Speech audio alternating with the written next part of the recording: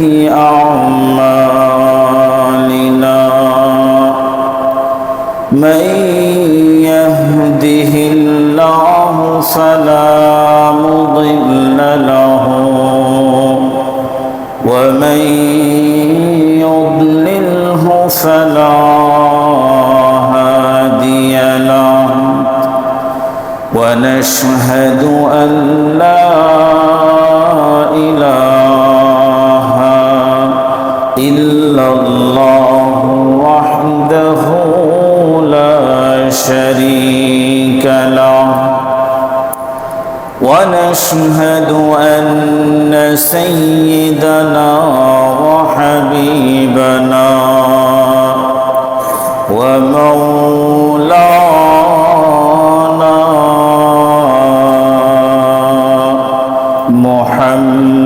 محمدا عبده ورسوله أما بعد فقد قال الله تبارك وتعالى في كلامه المجيد وفرقانه الحميد أعوذ بالله من الشيطان الرجيم بسم الله الرحمن الرحيم ومن أعرض عن ذكري فإن له معيشة ضنكا ونحشره يوم القيامة أعمى وقال النبي صلى الله عليه وسلم أمرت أن أقاتل الناس حتى يشهدوا أن لا إله إلا الله وأن محمدا رسول الله ويقيموا الصلاة ويؤتوا الزكاة فإذا فعلوا ذلك فعصموا حتى دماءهم وأموالهم إلا بالحق الإسلام أو كما قال عليه الصلاة والسلام সকলেই দুরূদ শরীফ পড়ি اللهم صل على محمد وعلى آل محمد كما صليت على إبراهيم وعلى آل إبراهيم إنك حميد مجيد اللهم بارك على محمد وعلى آل محمد كما باركت على إبراهيم وعلى آل إبراهيم إنك حميد مجيد আলহামদুলিল্লাহ সুম্মা আলহামদুলিল্লাহ আল্লাহ পাকের দরবারে অসংখ্য অগণিত শুকর এবং সুজুদ যে আল্লাহ রব্বুল আলামিন আমাদেরকে জুমার সালাত আদায় করবার জন্য তার ঘর মসজিদে এসে বসার তৌফিক দান করেছেন এজন্য শুকরিয়া আদায় করি আলহামদুলিল্লাহ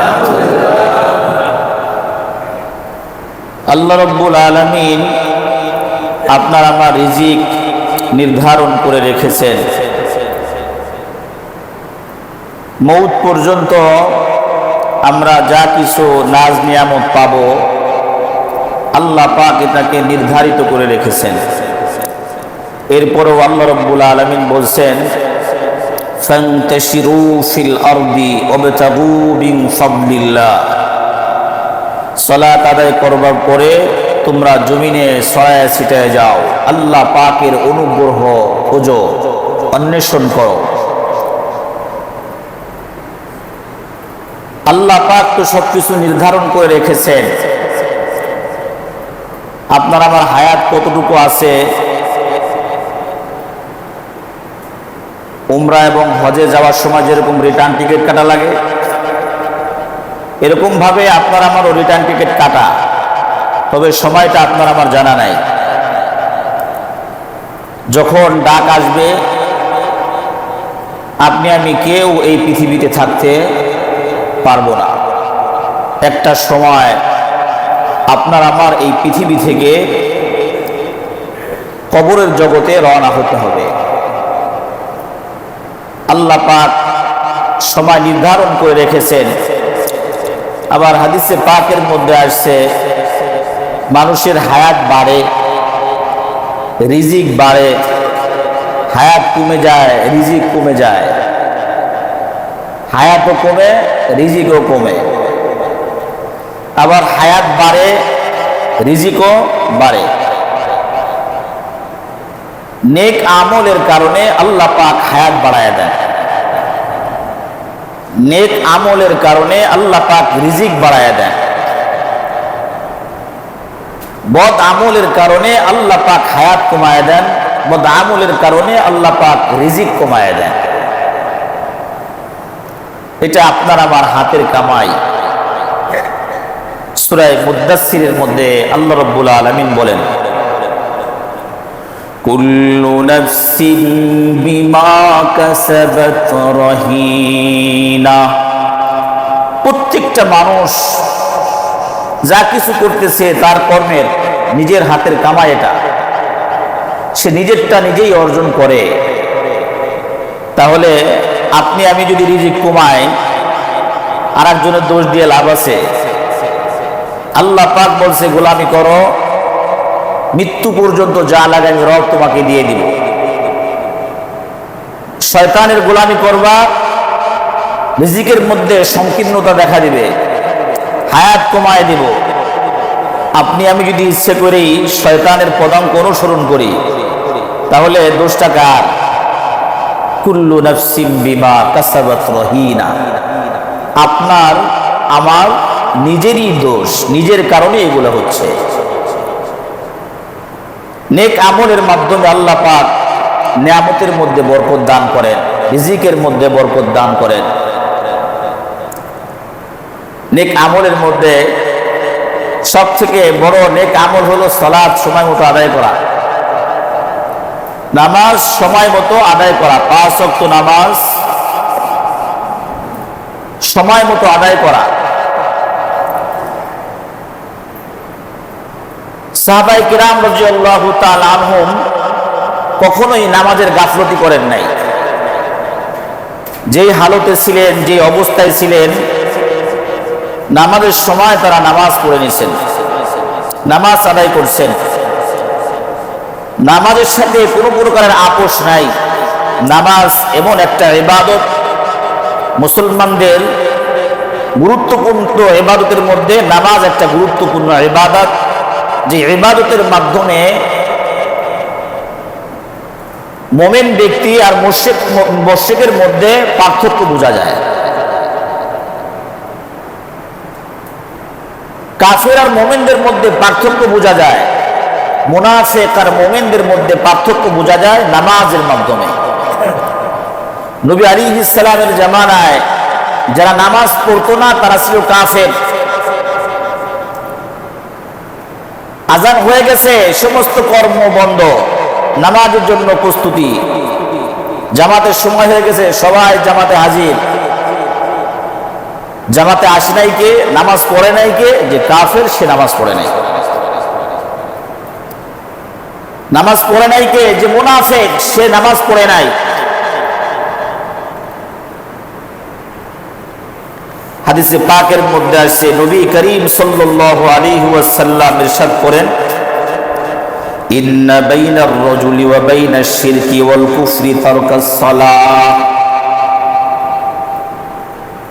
মানুষের মাঝে দুইজন মানুষ আছে, এই মানুষের মাঝে যে কে মুমিন আর কে কাফের, এটা তো পার্থক্য করবে হলো নামাজ। নামাজের মাধ্যমে পার্থক্য হবে যে কে মুসলমান আর কে কাফের। অন্য এক রিওয়ায়াতের মধ্যে আসছে, যে ব্যক্তি নামাজ তরক করলো সে কুফরি করলো। যে ব্যক্তি নামাজ তরক করলো সে কুফরি করলো। নামাজের এতই গুরুত্ব, নামাজের এতই গুরুত্ব যে কোনো অবস্থাতেই নামাজ ছাড়া যাবে না। আল্লাহ রাব্বুল আলামিন সূরা মুনাফিকুনের মধ্যে বলছেন, ইয়া আইয়ুহাল্লাযীনা আমানু লা তুলহিকুম আমওয়ালুকুম ওয়া আওলাদুকুম আন যিকরিল্লাহ ওয়া মান ইয়াফআল যালিকা ফাউলাইকা হুমুল খাসিরুন। আল্লাহ পাক বলতেছেন যে তোমরা লা তুলহিকুম আমওয়ালুকুম ওয়া আওলাদুকুম আন যিকরিল্লাহ, তোমাদেরকে যেন তোমাদের ধন সম্পদ, তোমাদের সন্তানাদি তোমাদেরকে যেন ধ্বংস না করে, আল্লাহ পাকের জিকির থেকে তোমাদেরকে যেন গাফেল না করে। তোমাদের ধন সম্পদ যেন আল্লাহ পাকের জিকির থেকে তোমাদেরকে গাফেল না করে। তোমাদের সন্তান সন্ততি যেন আল্লাহ পাকের জিকির থেকে, ইবাদত থেকে তোমাদেরকে গাফেল না করে। যদি সম্পদ এবং সন্তানাদির কারণে তুমি আল্লাহ পাকের থেকে গাফেল হয়ে যাও, আল্লাহ পাকের জিকির থেকে তুমি সরে যাও, আল্লাহ পাকের স্মরণ থেকে তুমি সরে যাও, ফাউলাইকা হুমুল খাসিরুন, তাহলে তোমরা ক্ষতিগ্রস্ত হয়ে যাবে। যারা এই কাজগুলো করে তারা ক্ষতিগ্রস্ত। বাণীটা কার? আল্লাহ পাক। কোন প্রকার অজুহাত চলবে না। তোমাদের সম্পদ যেন আল্লাহর জিকির থেকে গাফেল না করে। সম্পদ দিছে কে? ব্যবসার মধ্যে বরকত দিছে কে? তাহলে ওই আল্লাহকে ব্যস্ততা দেখানো যাবে? হুজুর, দোকানের মধ্যে অনেক ভিড় ছিল, কাস্টমার আর কাস্টমার একের পর এক আসতেই থাকে, এজন্য নামাজটা সময় মতো পড়তে পারি না। এইটা শয়তানের ধোঁকা। ও মেরা দোস্ত, ব্যবসার মধ্যে বরকত দিনেওয়ালাকে, ব্যবসার মধ্যে যে কাস্টমার খালি আসে আর আসে, বেচা কিনা হয় আর হয় খালি, এটা কে দিছে? ওই আল্লাহকে আপনি সময়ের ব্যস্ততা দেখান। লা তুলহিকুম আমওয়ালুকুম, তোমার সম্পদ যেন তোমাকে ধ্বংস না করে। প্রত্যেকে আল্লাহ পাকের জিকির থেকে গাফেল না করে। তুমি যেন নামাজ থেকে, এই সম্পদের জন্য তুমি নামাজের মধ্যে গাফলতি না করো। খবরদার ও মুমিনরা, তোমার নামাজের সময় নামাজ পড়ে নিবা। সম্পদ, অফিসে যেতে হবে, আরে ফজরের সময় ওঠে অফিসে যাওয়ার জন্য, কিন্তু নামাজের জন্য ওঠে না।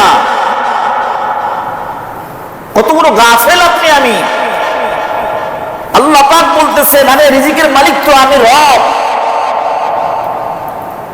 একটু দেরি হয়ে গেলে চাকরি থেকে ইস্তেফা দিয়ে দিবে, আর তুমি নামাজ না পড়লে তুমি জাহান্নামে জ্বলবা। জাহান্নামের ভয় কি তোমার নাই? এজন্য সম্পদ, সন্ততি, সন্তান সন্ততি যেন আপনাকে আমাকে গাফেল না করে ফেলে, আল্লাহ পাকের স্মরণ থেকে গাফেল না করে। সম্পদের কারণে সমস্ত অধিকাংশ পুরুষরা গাফেল হয়ে যায়, আল্লাহ পাকের জিকির থেকে গাফেল হয়। কিসের কারণে? সম্পদের কারণে। সম্পদ বাড়াই দিচ্ছে আল্লাহ, এজন্য আগে নামাজ পড়তো মসজিদে 5 ওয়াক্ত বা সময় মতো, এখন সম্পদ বাইরে গেছে, ব্যতিব্যস্ততা ওদিকে সময় দেয়, নামাজের খবর নাই। এই সম্পদ দিয়ে কি হবে? সম্পদ তো আল্লাহ পাকে দিছে, কিন্তু সম্পদের কারণে মানুষ গাফেল হয়। কোন মানুষ? পুরুষ মানুষ। পুরুষ মানুষ সম্পদের কারণে আল্লাহ পাকের জিকির থেকে গাফেল হয়। ওয়া আওলাদুকুম আন যিকরিল্লাহ, এবং তোমার সন্তান সন্ততির কারণে যেন তুমি আল্লাহ পাকের জিকির থেকে গাফেল না হও। তোমার সন্তান সন্ততি যেন তোমার ধ্বংস হওয়ার কারণ না হয়। সন্তান সন্ততি কি করে? এক মায়ের একটা সন্তান হয়েছে, ব্যাস সন্তান হবার কিছুদিন পর্যন্ত তার জন্য নামাজ রুখসত। শরীয়ত তাকে বলছে তুমি নামাজ পড়বা না যতদিন পর্যন্ত তুমি পবিত্রতা অর্জন না করবা। কিন্তু এই মহিলা পবিত্রতা অর্জন করা হয়ে গেছে, দুনিয়ার ঘরের সব কাজকর্ম করে, বাচ্চাকে গোসল করায়, খাবার দাবার খাওয়ায়, সব কিছু ঠিক আছে, নামাজ পড়ে না। নামাজের মধ্যে গাফলতি।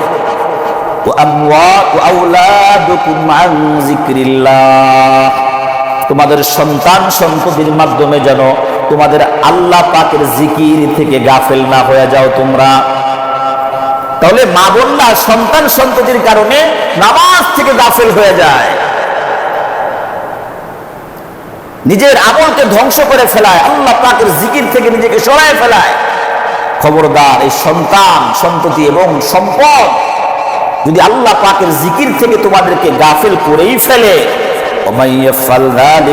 যদি এরকম হয়েই যায়, সম্পদের কারণে যদি এমন হয়, সন্তান সন্ততির কারণে যদি এরকম হয়েই যায়, তারাই হলো ক্ষতিগ্রস্ত। তারা কি ক্ষতিগ্রস্ত? নামাজের সাথে কোনো প্রকারের আপোষ নাই, ব্যবসা বাণিজ্য চলবে, অসুবিধা নাই, রিজিক অন্বেষণ করতে হবে, এটা আল্লাহ পাকের অর্ডার। ফান্তাশিরু ফিল আরদ, চাকরি বাকরি করো, ব্যবসা বাণিজ্য করো, হালাল রুজি খোঁজো, এটাও সব হবে, কিন্তু তুমি সময় মতো নামাজ পড়ো। এমন যদি হইতো হুজুর অফিসে নামাজের ব্যবস্থা নাই, মসজিদ অনেক দূরে, আখির নবীর উম্মতের জন্য সারাটা দুনিয়াই মসজিদ, যেখানে সময় হয় বাস ওযু করে নামাজে দাঁড়ায় যাও, সারাটা দুনিয়া মসজিদ, নামাজের সাথে কোনো প্রকার আপোষ চলবে না। হাদিসে পাকের মধ্যে আসছে নবী আলাইহিস সালাম মিরাজ থেকে এসে বলছে, নয় মহিলারা তোমরা বেশি বেশি দান সদকা করো, ইবাদত বন্দেগী একটু বাড়ায় করো, কারণ আমি জাহান্নামে দেখলাম অধিকাংশই নারী, অধিকাংশ নারীদেরকে দেখছি জাহান্নামের মধ্যে, তারা আগুনের মধ্যে জ্বলতেছে। এজন্য সন্তানের এই কারণে, সন্তান কি নবীদের সন্তানাদি হয় নাই? সাহাবায়ে কেরামের সন্তানাদি হচ্ছে না? তারা কি সংসার করছে না করে নাই? তারা কি নামাজ কালাম ত্যাগ করছেন? তারা আল্লাহকে অসন্তুষ্ট করছেন? আল্লাহ পাকের জিকির থেকে তারা গাফেল ছিলেন না। এজন্য ওই ব্যস্ততা দেখায় লাভ নাই। এই সন্তানটা বড় হলে এই বাবার উপরে আক্রমণ করবে নাকি মায়ের উপরে আক্রমণ করবে? এই যে দুই একদিন আগের ঘটনা, মা আর বাপে মিলে মানে পোলারে মেরে ফেলছে, এরপরে থানায় যায় আত্মসমর্পণ করছে। কেমন সন্তান? এই সন্তানের জন্য এই মা কতটা কষ্ট করছে ছোটকালে, এই সন্তান যখন দুনিয়াতে আসছে কতটা কষ্ট করছে, নিজে না খায়া খাওয়াইছে, নামাজ কালাম করে নাই, এটা করে নাই, সেটা করে নাই, কোনো কিচ্ছু করে নাই, সন্তান সন্তান সন্তান করে তার লাইফ শেষ করছে। এই সন্তান নেশার টাকার জন্য মায়ের গায়ের উপর হাত তোলে, তাহলে কার উপরে ভরসা করবেন? এই সন্তানের জন্য আপনি আল্লাহ থেকে সরে যাবেন। এই সম্পদ এই আছেই নাই, যে কোনো মুহূর্তে আপনার নাই হয়ে যেতে পারে। কত বড় বড় ফ্যাক্টরির মালিক বসে গেছে, কোটিপতি শুয়ে পড়ছে, আরে চাবিটা দিয়ে তো আল্লাহর হাতে। এজন্য নামাজ পড়তে হবে। আল্লাহ পাক আপনাকে সন্তান সন্ততি পরীক্ষার জন্য দিয়েছেন। অন্য আয়াতের মধ্যে আছে ইন্নামা আমওয়ালুকুম ওয়া আওলাদুকুম ফিতনা। দুনিয়ার মানুষ তোমাদেরকে সন্তান সন্ততি দান করছি, সম্পদ দান করছি, এগুলো তোমাদের জন্য পরীক্ষা। পরীক্ষার মধ্যে আমরা ফেল করি বেশি সময়, সন্তানের কারণে গাফেল হয়ে যায়, সম্পদের কারণেও কি হয়ে যায়?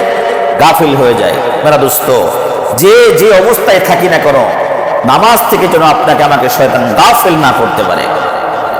নামাজ না পড়ার কারণে, নামাজ না পড়ার কারণে জাহান্নামের আগুনে জ্বলতে হবে, জাহান্নামের আগুনে জ্বলতে হবে। সূরা মুদ্দাসসিরের মধ্যে যখন জান্নাতীরা কথাবার্তা বলতেছে, জাহান্নামীদেরকে জিজ্ঞাসা করছে, কি ব্যাপার, তোমরা জাহান্নামে কেন? সূরা মুদ্দাসসিরের মধ্যে আল্লাহ রাব্বুল আলামিন বলতেছেন, আনিল মুজরিমিন মা সালাকাকুম ফি সাকার ক্বালু লাম নাকু মিনাল মুসাল্লিন। জাহান্নামীদেরকে জিজ্ঞাসা করা হয়েছে, কি ব্যাপার, জাহান্নামে কেন, তোমার জাহান্নামে আইলা যে? তখন জাহান্নামীরা বলবে, ক্বালু লাম নাকু মিনাল মুসাল্লিন, আমরা নামাজ পড়ি নাই, আমরা মুসল্লি ছিলাম না, নামাজ কালাম পড়তাম না, এজন্য নামাজ না পড়ার কারণে আল্লাহ পাক আমাদেরকে জাহান্নামের মধ্যে নিক্ষেপ করছে। ক্বালু লাম নাকু মিনাল মুসাল্লিন, আর কি করছো, আর কি জন্য জাহান্নামে আসছো? তখন আরো কিছু কথা তারা বলবে, ওয়ালাম নাকু নুতঈমুল মিসকিন, গরীব অসহায়দেরকে খাবার খাওয়াই নাই, মিসকিনদেরকে খাবার খাওয়াই নাই, নামাজ পড়ি নাই, মিসকিনদেরকে গরীব অসহায়দেরকে খাবার খাওয়াই নাই। জাহান্নামীরা বলবে, জান্নাতীদের সাথে যখন কথাবার্তা হবে তখন তারা বলবে, ও মেরা দোস্ত, কার জন্য আপনি নামাজ ত্যাগ করতেছেন? আমি তো গাফেল হয়ে গেছি, শয়তান আপনাকে আমাকে গাফেল করে ফেলছে। আল্লাহ রাব্বুল আলামিন বলেন, ইয়া আইয়ুহাল ইনসান মা গাররাকা বিরাব্বিকাল কারীম, হে মানুষ, তোমাদেরকে কোন জিনিসটা আমি রবের থেকে, তুমি তোমার রবের থেকে গাফেল করছে তোমাকে? কোন জিনিসটা তোমাকে গাফেল করলো তোমার রব থেকে? যে রব তোমাকে সুন্দর করে বানাইছে, যেখানে চোখ দিলে তোমাকে সুন্দর লাগবে, যেখানে নাক দিলে তোমাকে সুন্দর লাগবে, যেখানে মুখ দিলে তোমাকে সুন্দর লাগবে, এত সুন্দর করে যে রব তোমাকে বানাইছে, ওই রব থেকে কে তোমাকে গাফেল করলো? কে গাফেল করলো? কোন জিনিসটা তোমাকে গাফেল করলো? মেরা দোস্ত, শয়তান তো ডাকে হলো জাহান্নামের দিকে। শয়তান কোন দিকে ডাকে? আশ-শাইতানু ইয়াইদুকুমুল ফাকরা ওয়া ইয়া'মুরুকুম বিল ফাহশা। শয়তান ডাকে কোন দিকে? খারাপ কাজের দিকে ডাকে। শয়তানের ডাকে সারা দিলে ফকির হয়, খারাপ কাজে লিপ্ত হয়ে যায়। আর আল্লাহ রাব্বুল আলামিন ডাকেন হলো বান্দাকে তার মাগফিরাতের দিকে ডাকেন, ক্ষমার দিকে ডাকেন। আল্লাহ পাক ডাকেন, আসো বান্দা, জান্নাতের দিকে আসো, বান্দা আসো, তওবা করো। আল্লাহ পাক তো সমস্ত ক্ষমতার অধিকারী, পাওয়ার তো আল্লাহর কাছে, কিন্তু আল্লাহ পাক আপনাকে ছেড়ে দিয়েছেন, একটা শক্তি দিয়ে আপনাকে আমাকে ছাড়ছেন, দেখি আমার বান্দা করে নাকি, আমার কাজ করে নাকি শয়তানের কাজ করে। যদি আমার কাজ করে, আমি আমার বান্দাকে আগায় নিয়ে আসবো, আমি আমার বান্দাকে আমার দিকে নিয়ে আসবো। আল্লাহ রাব্বুল আলামিন কুদরতি ভাবে মাগফিরাতের ডানা নিয়ে আপনার আমার দিকে কুদরতি ভাবে তাকায় থাকেন, যে বান্দা কখন নাকি তওবা করে, কখন আমার বান্দা আমার দিকে ফিরে আসে, কখন আমার বান্দা নামাজি হয়ে যায়। আল্লাহ রাব্বুল আলামিন বান্দাকে অতি মুহাব্বত করেন। এজন্য বান্দা হাজার অপরাধ করার পরে যদি কাই মনোবাক্যে আল্লাহ পাকের কাছে তওবা করে, তো আল্লাহ রাব্বুল আলামিন তার তওবা কবুল করেন। আল্লাহ পাক তওবা কবুল করেন। এরকম যদি হইতো তওবা কবুল হবে না, তাহলে জান্নাতে যাওয়ার কোনো সুযোগ থাকতো না, সব বন্ধ হয়ে যেত। কারণ শয়তান তো কম বেশি গুনাহ করাই, ছোট বড় ইত্যাদি ইত্যাদি গুনাহ করাই ফেলায়। কিন্তু মোমেন ব্যক্তি যখন ধাক্কা লাগে, হায় হায়, আমি কি করার দরকার ছিল আমার, আর কি করলাম, আমি কি করার দরকার ছিল আর করলাম নাকি, আমার ভুল হয়ে গেছে, তখন রবের দিকে ফিরে আসে। আল্লাহ রাব্বুল আলামিন ওই বান্দা যখন ফিরে আসে, ওই বান্দার দোয়া, ওই বান্দার তওবা, ওই বান্দার সমস্ত আমলকে আল্লাহ পাক তখন কবুল করে নেন। মেরা দোস্ত, এজন্য আল্লাহ থেকে গাফেল হওয়া যাবে না। গাফেল হওয়া যাবে না। আল্লাহ পাকের স্মরণ সর্বদাই আপনার আমার রাখতে হবে। আর সব থেকে স্মরণ রাখার মাধ্যম হলো নামাজ। আল্লাহ পাকের সাথে মুমিনের কথাবার্তা হয় নামাজ। বান্দা যখন আল্লাহ পাকের সামনে দাঁড়ায়, তাকবীরে তাহরিমা দিয়ে দাঁড়ায়, আল্লাহু আকবার, আল্লাহ রাব্বুল আলামিন এই বান্দার সাথে মুমিন বান্দার সাথে আল্লাহ পাকের কথোপকথন হয়। যারা দুনিয়াতে নামাজ পড়ে নাই তাদের আর একটা ভয়াবহ অবস্থা হবে কাল কিয়ামতের ময়দানে। দুনিয়াতে যারা নামাজ কালাম না পড়ে, আল্লাহর এই হুকুমটা যদি কোনো ব্যক্তি পালন না করে, ইসলামের স্তম্ভ পাঁচটার মধ্যে একটা গুরুত্বপূর্ণ একটা স্তম্ভ হলো সালাত। যদি দুনিয়ার মধ্যে কেউ নামাজি না হয়, তাহলে তো সূরা মুদ্দাসসিরের মধ্যে আল্লাহ পাক বলছেন যে জাহান্নামে তখন বলবে আমরা মুসল্লি ছিলাম না, নামাজি ছিলাম না, নামাজ পড়ি নাই বলে আমাদেরকে জাহান্নামে নিক্ষেপ করা হয়েছে। কিন্তু সূরা কলামের মধ্যে আর একটা আয়াত আছে, যারা নামাজ পড়ে না, দুনিয়াতে যারা নামাজ পড়ে না, যারা গাফলতি করে, কাল কিয়ামতের ময়দানে আল্লাহ পাক তার কুদরতি পায়ের থেকে, এই পায়ের কুদরতি পা থেকে কাপড় সরায় নেবেন। ইয়াউমা ইউকশাফু আন সাকি ওয়া ইউদআউনা ইলা সুজুদ।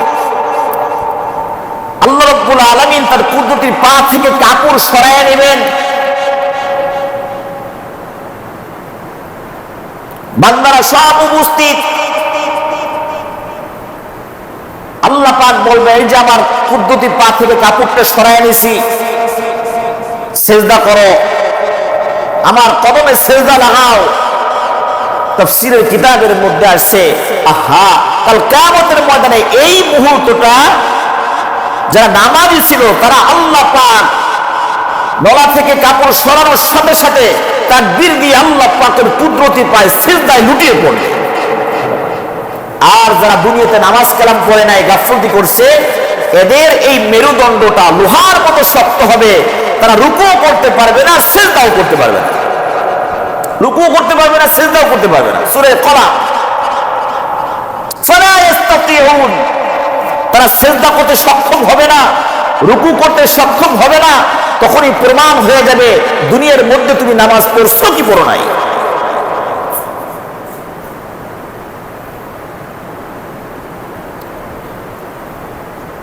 নবী করিম সাল্লাল্লাহু আলাইহি ওয়াসাল্লাম ইন্তেকালের পূর্ব মুহূর্ত সালাত সালাত বলছেন, খালি নামাজ নামাজ নামাজ। হযরত ওমর ফারুক রাদিয়াল্লাহু তাআলা আনহু, জলিলুল কদর একজন সাহাবী, জান্নাতের সুসংবাদ প্রাপ্ত একজন সাহাবী, হযরত ওমর, যার ব্যাপারে নবী করিম সাল্লাল্লাহু আলাইহি ওয়াসাল্লাম বলছেন ওমর যে রাস্তায় হাঁটে শয়তান সেই রাস্তায় হাঁটে না। শয়তান সেই রাস্তায় হাঁটে না। ওমর রাদিয়াল্লাহু তাআলা আনহুকে এত ডরায় শয়তানে, সে ওমর রাদিয়াল্লাহু তাআলা আনহু নামাজে দাঁড়াইছেন, খলিফাতুল মুসলিমিন, নামাজের ইমামতি তিনি করতেছেন। ওমর রাদিয়াল্লাহু তাআলা আনহু সূরা ফাতিহা পড়া শেষ, অন্য একটা সূরা মিলানো যখন শুরু হয়ে গেল, আবু লুলু নামে এক ব্যক্তি, সূর্যের পূজারী, ও যা ওমর রাদিয়াল্লাহু তাআলা আনহুকে খঞ্জর দ্বারা কয়েকটা আঘাত করলো। ওমর রাদিয়াল্লাহু তাআলা সাথে সাথে লুটিয়ে পড়লেন। একটা হলো নাভির নিচে, বুকের এখানে কয়েকটা যখন মারছে, ওমর রাদিয়াল্লাহু তাআলা আনহু জ্ঞান হারায় ফেলছেন। নামাজের মধ্যে ওই ব্যক্তিকে ধরার জন্য চেষ্টা করতেছে। ওই ব্যক্তি একটা খঞ্জর হাতে ছিল, খঞ্জর। এই খঞ্জরটা হলো এমন একটা অস্ত্র, এমন একটা ছুরি, যে ছুরির মাঝখানে, এই মাঝখানটা হলো ধরা হাতল, আর দুই পাশে হলো ধারালো। এই খঞ্জরটা বানানো হয় এভাবে যে খঞ্জরটাকে প্রথমে আগুনে পোড়ানো হয়, আগুনে পোড়ানো হয়, এরপরে বিষের মধ্যে ভিজায় রাখা হয়, বিষের মধ্যে ভিজায় রাখা হয়, এরপরে আবার আগুনে পোড়ানো হয়, এরপরে আবার বিষের মধ্যে চুবায় রাখা হয়। এরকম ভাবে কয়েকবার করা হয়। এই খঞ্জরটা যার যেখানে লাগে এটা আর ভালো হওয়ার কোনো সম্ভাবনা নাই, এত বিষাক্ত এই খঞ্জরটা হয়। তখন ওমর রাদিয়াল্লাহু তাআলা আনহুকে যখন খঞ্জর মারার পরে এই আবু লুলু যখন পড়ানোর চেষ্টা করলো, তখন সাহাবায়ে কেরাম রাদিয়াল্লাহু তাআলা আনহুম আবু লুলুকে ধরার জন্য চেষ্টা করলো নামাজ ভেঙে।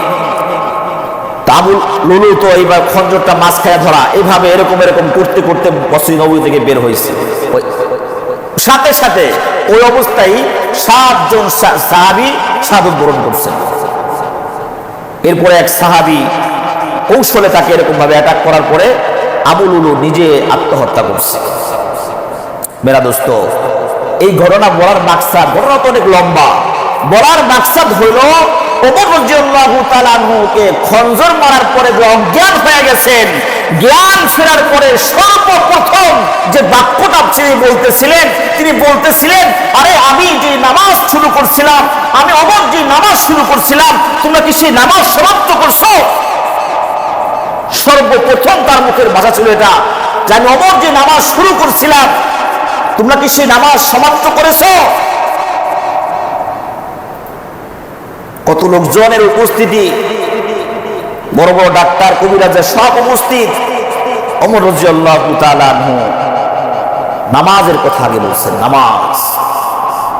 নামাজ হলো এমন একটা ইবাদত, অন্তরের মধ্যে অশান্তি, টেনশন দূর হয় না, শান্তি কোথাও পাওয়া যায় না। মুমিনের জন্য নামাজ এমন একটা ইবাদত, নামাজে দাঁড়াইলে পরে অন্তরের প্রশান্তি আল্লাহ পাক দান করেন, অন্তরে প্রশান্তি আসে। সাহাবায়ে কেরাম রাদিয়াল্লাহু তাআলা আনহুম যখনই কোনো পেরেশানির মধ্যে পড়তেন নামাজে দাঁড়াই যেতেন। নামাজে দাঁড়াইলে দুনিয়ার কোনো খোঁজ খবর তাদের থাকতো না। এর মধ্যে আলী রাদিয়াল্লাহু তাআলা আনহু এক যুদ্ধের মধ্যে তার পায়ে তীর লাগছে, এই তীরটা খুলবে কিভাবে, তীর লেগে আছে। সবাই তখন পরামর্শ করলো এমনি তো আর তীর খোলা যাবে না, আলী যখন নামাজে দাঁড়াবে তখনই তীর খোলা সম্ভব, অন্যথায় সম্ভব না। আলী রাদিয়াল্লাহু তাআলা আনহু যখন নামাজে দাঁড়ায় গেলেন তখন তীর খুলছেন। আলী রাদিয়াল্লাহু তাআলা আনহু টেরই পান নাই। বলে জিজ্ঞাসা করা হয়েছে কি ব্যাপার, টের পান নাই? তো না, যখন নামাজে দাঁড়াইছি তখন আল্লাহ পাকের সাথে আমার যে সম্পর্ক, আমি অভিন্ন একটা মানে জগতের মধ্যে আমি ডুবে গেছি, দুনিয়ার কোনো খোঁজ খবর থাকেনি। আব্দুল্লাহ ইবনে উনাইস রাদিয়াল্লাহু তাআলা আনহু মরুভূমির মধ্যে চলতেছেন, নামাজের সময় হয়ে গেছে, একা একা চলতেছেন, নামাজের সময় হয়ে গেছে, ঘোড়া থেকে নেমে বাস নামাজে দাঁড়ায় গেছে। সাহাবীদের নামাজ, সাহাবায়ে কেরাম রাদিয়াল্লাহু তাআলা আনহুম নামাজের মধ্যে শান্তি খুঁজে পেতেন। নামাজটা সেরকম হওয়ার দরকার। আমরা নামাজ পড়ি মানে যতটুকু হুজুরের কিরাত একটু লম্বা হয়ে গেলে অস্থির লাগে। নামাজের মধ্যে সব থেকে ছোট্ট ছোট্ট সূরা দিয়া ইন্না আতাইনা আর কুল হুয়াল্লাহ, আল্লাহু আকবার, যত দ্রুত সম্ভব। শান্তি কোথা থেকে আসবে? নামাজ তো নামাজের মতো হতে হবে, নামাজ তো নামাজের মধ্যে হতে হবে। অন্তরের মধ্যে অশান্তির বাসা, সুন্দর করে ওযু করে নামাজে সুন্দর করে দাঁড়ায় তার তিলের সাথে যখন নামাজ সুন্দরভাবে পড়া হবে, ওই নামাজ আপনার অন্তরের পেরেশানিকে দূর করে দেবে। খুবাইব রাদিয়াল্লাহু তাআলা আনহুর শাহাদাত, মক্কার কাফের আর মুশরিকরা হযরত খুবাইব রাদিয়াল্লাহু তাআলা আনহুকে শুলিতে চড়ানোর আগে, শহীদ করবার আগে তাকে জিজ্ঞাসা করা হয়েছে তুমি কি করতে চাও? খুবাইব রাদিয়াল্লাহু তাআলা আনহু বলছেন আমাকে 2 রাকাত নামাজ পড়ার সুযোগ দাও। কি দাও? 2 রাকাত নামাজ পড়ার সুযোগ দাও। খুবাইব রাদিয়াল্লাহু তাআলা ছোট ছোট আয়াত দিয়ে 2 রাকাত নামাজ পড়ছেন, সূরা দিয়ে 2 রাকাত নামাজ পড়ছেন। নামাজে পড়ে বলতেছেন যদি কাফের আর মুশরিকরা মুসলমানদেরকে খালি এই না ভাবতো যে আমি মনে হয় নামাজ লম্বা করতেছি যাতে করে আমি দুনিয়ায় থাকতে একটু সময় বেশি পাই, ওরা যে আমাদের উপর এরকম খারাপ ধারণা করবে এই জন্য আমি নামাজ লম্বা করি নাই, অল্পতেই সেরে দিছি। নামাজের মধ্যে তারা কি শান্তি পাইতেন! আল্লাহু আকবার। নামাজ, যে কোনো সমস্যা যা কিছু হয়েছে, নামাজ, সাহাবায়ে কেরাম নামাজে দাঁড়ায় যেতেন। নামাজের মাধ্যমেই সমাধান খুঁজে পাইতেন। মেরা দোস্ত, এই জন্য আপনার আমার কবরের আযাব হবে এই নামাজ না পড়ার কারণে। নামাজ না পড়ার কারণে কবরে আযাব হবে। আর যারা নামাজ পড়বে কবরে তাদের জন্য জান্নাতের নিয়ামত তাদেরকে দান করা হবে। এজন্য মেরা দোস্ত, নামাজের সাথে কোনো প্রকারের আপোষ নাই। যে কোনো হালতে, যে কোনো অবস্থায় নামাজ আপনার আমার পড়তেই হবে। নামাজ আপনার আমার পড়তেই হবে। ব্যস্ততা কাকে দেখাবো? ব্যস্ততা দেখানো যাবে না। খবরদার, মা বোনদেরকে বলবেন, যে বলে দিবেন যে বাচ্চা কাচ্চা ঠিক আছে, এগুলোকে গোসল করানো, খাবার দাবার খাওয়ানো, লেখাপড়া করানো, অনেক কাজ, কিন্তু এই ব্যস্ততার মাঝেও তোমার নামাজ সময় মতো আদায় করতে হবে। অনেকেই মাশাআল্লাহ মা বোনরা নামাজ পড়ে, অনেকেই অধিকাংশই নামাজ পড়ে, কিন্তু তারা পড়ে জোহরের রক্ত করে আসরের সময়, আসরেরটা মাগরিব, মাগরিবটা এশা, এশারটা তো আল্লাহই জানে। অনেক সময় এরকম হয়ে যায়। ইল্লা মাশাআল্লাহ কিছু কিছু মা বোন তো আছে, যখন সময় হয়ে গেছে সব কাজ বাদ। অনেক সময় বলে যে রান্না বান্না করছি, গোসলটা সেরে নেই, এরপরে নামাজ পড়বো। দেখবেন আমাদের মা বোনরা কিন্তু এই কথাটা বলে যে গোসলটা সেরে নেই, এরপরে নামাজ পড়বো। গোসল যদি ফরজ না হয়, গোসল যদি ফরজ না হয়, সেক্ষেত্রে আপনি রান্না করতেছেন, যাই কিছু করতেছেন, আজান হয়ে গেছে, বাস ওযু করে আগে নামাজটা পড়ে নেন। গোসল পড়ে, গোসল পড়ে, গোসলের অজুহাতে দেখা যায় নামাজটা একেবারে শেষ প্রান্তে চলে যায়, অনেক সময় রক্তও থাকে না। জন্য নামাজ সময় মতো পড়া। মা বোনরা, মা বোনদের নামাজের সময় হলো আউয়াল ওয়াক্ত। মা বোনরা যে ঘরে নামাজ পড়বে আউয়াল ওয়াক্ত, আজান হয়ে গেছে, বাস মা বোনদের নামাজ শুরু, অথবা ওয়াক্ত শুরু হয়ে গেছে, নামাজ শেষ, ক্লাস করে দিতে হবে।